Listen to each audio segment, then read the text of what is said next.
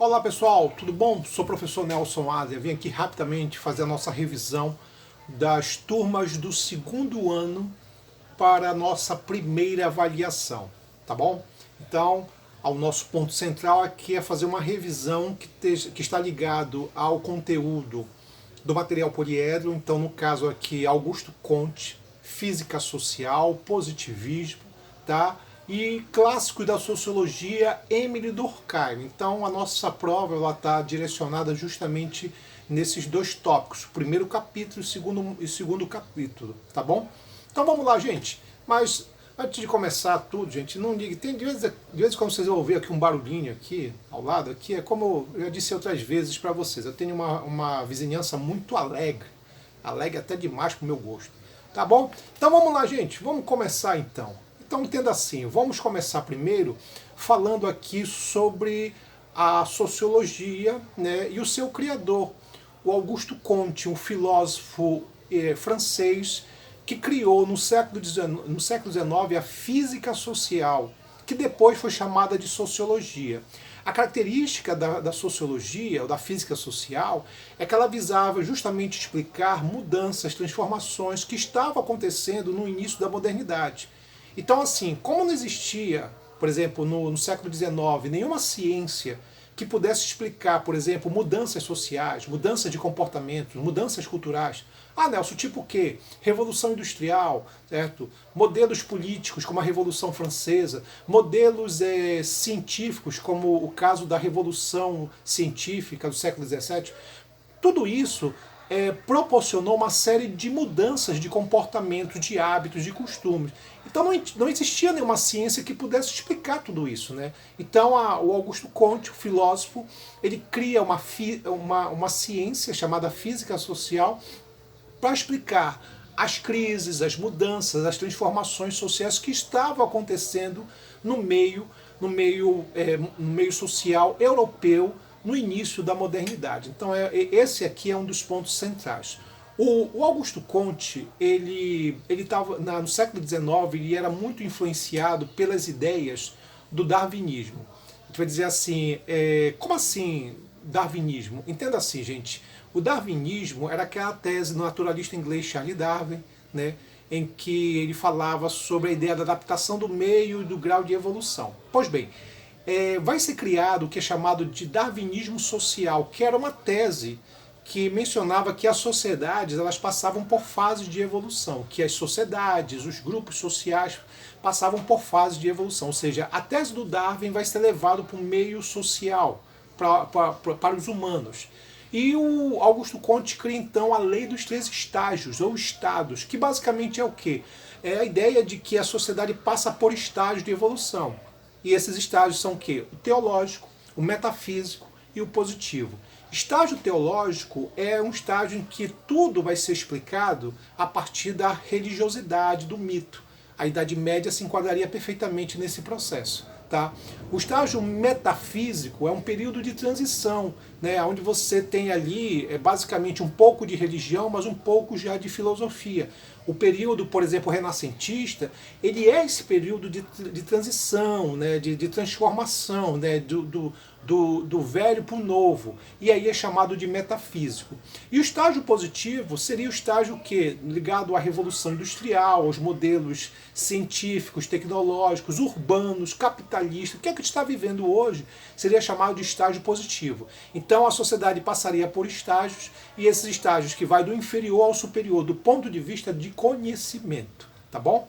Outra coisa também que ele fala, o Augusto Comte, é do positivismo, uma doutrina filosófica, política, conservadora, que era contra as revoluções sociais. É entender mais ou menos assim, gente, o positivismo vai fazer uma espécie de contraponto à doutrina socialista do filósofo alemão Karl Marx, né, o socialismo marxista, digamos assim.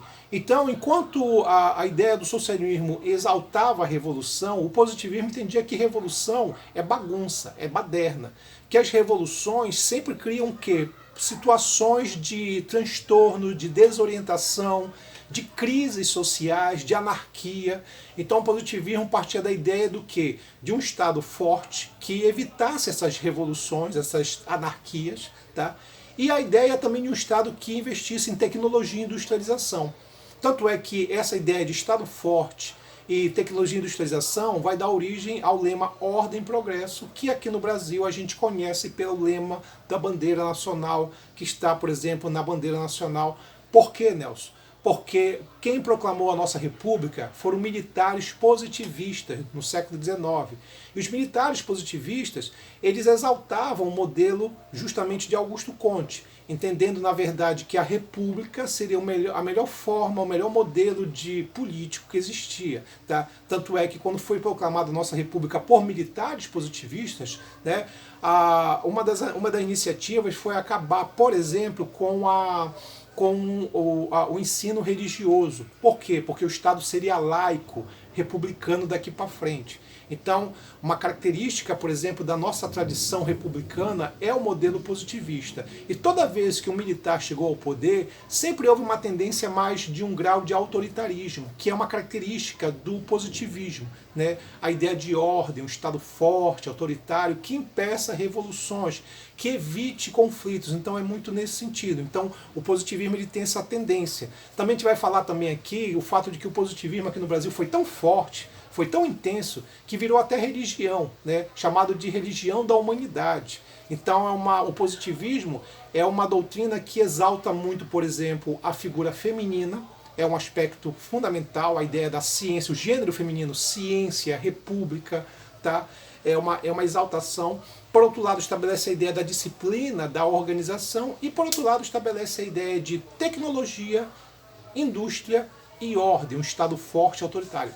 Tudo isso é o positivismo, e aqui no Brasil teve assim um papel muito importante. Tá? Do outro lado também, gente, a gente vai falar aqui do capítulo número 2, né? E o capítulo número 2, nós temos o caso do Émile Durkheim. Durkheim, o sociólogo francês, ele é realmente o grande responsável pela reformulação da sociologia.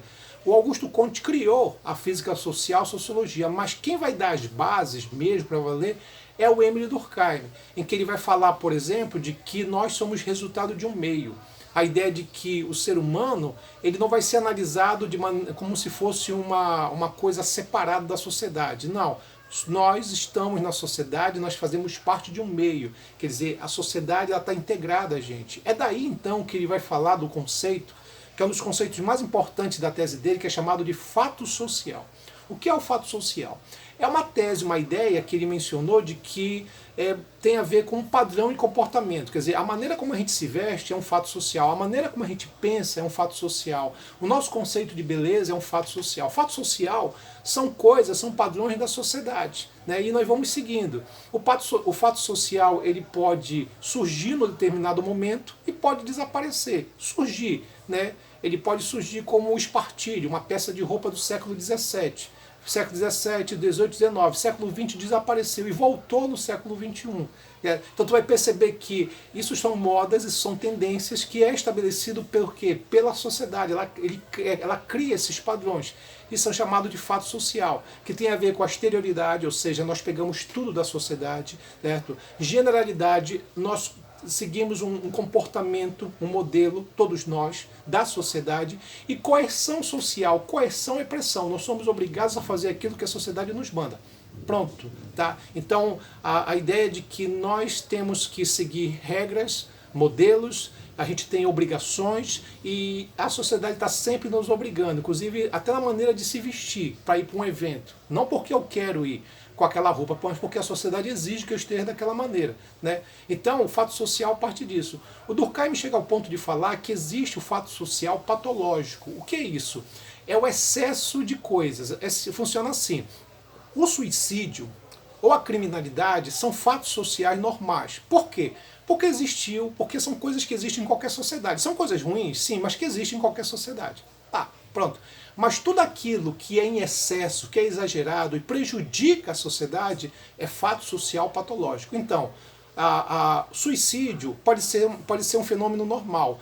Agora, se eu vivo numa sociedade como a sul-coreana, onde os índices de suicídio chegam a 30, 40 mil por ano, isso não é normal, isso é patológico, é o exagero. Tá?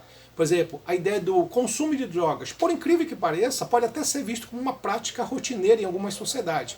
Mas se eu vivo numa sociedade como a norte-americana, em que metade da população, em que é a maior consumidora de drogas do mundo, isso é patológico, ou seja, é o excesso, o exagero. Quer dizer, é aquela coisa de que a diferença entre o remédio e o veneno é a dosagem, é o excesso nesse sentido. Então, patológico é tudo que é exagero, né? Então, o consumismo é uma prática normal. Agora, o excesso de consumismo de uma sociedade é patológico. Então, é nesse sentido. Fora também tudo isso, gente, da ideia do que te mencionou aqui, o Durkheim também fala sobre a ideia da divisão social do trabalho. Existe a sociedade que ele chama de mecânica e orgânica. Sociedades mecânicas são sociedades simples e pequenas, onde a divisão do trabalho é muito simples. Por exemplo, numa sociedade indígena, numa sociedade camponesa, existe, por exemplo, uma divisão entre homens e mulheres. Tá? Então, há uma divisão simples, isso é chamado de divisão mecânica. Então, sociedades mecânicas são simples e pequenas. Sociedade orgânica, que ele menciona, é uma sociedade ampla, grande, onde existe uma conexão entre os indivíduos, estão conectados uns aos outros. Seria mais ou menos isso. Existem vários profissionais, não existe o trabalhador autossuficiente, cada um precisa do outro, mas é uma sociedade grande e ampla. Né? Ele compara como se fosse um grande sistema orgânico. Então, nesse caso, nós estamos aí falando do modelo de divisão social do trabalho, chamado de solidariedade ou sociedade orgânica. Então é nesse sentido. Fora também tudo isso, a divisão social do trabalho, ele fala também sobre o conceito de anomia. Anomia é uma crise de valores na sociedade. A sociedade está passando por uma crise. Sociedades anômicas são sociedades em estado de crise. E essa crise traz um efeito. O efeito disso é o quê? É o número absurdo de suicídios. Aí ele faz um estudo sobre o suicídio como um fenômeno social. Não como um fenômeno individual, mas sim social, que a sociedade pode determinar. E aí você tem um suicídio egoísta, quando a pessoa se isola do grupo, altruísta, quando o indivíduo está dentro do grupo tão forte que se o grupo diz tira a própria vida, o indivíduo vai lá e faz. Fatalista, quando as regras, as convenções são insuportáveis, o indivíduo tira a própria vida por isso. E o anômico é quando a pessoa, na verdade, está dentro de uma conjuntura de crises sociais. Pessoal, é isso. Tá? A gente fica hoje por aqui, a nossa revisão é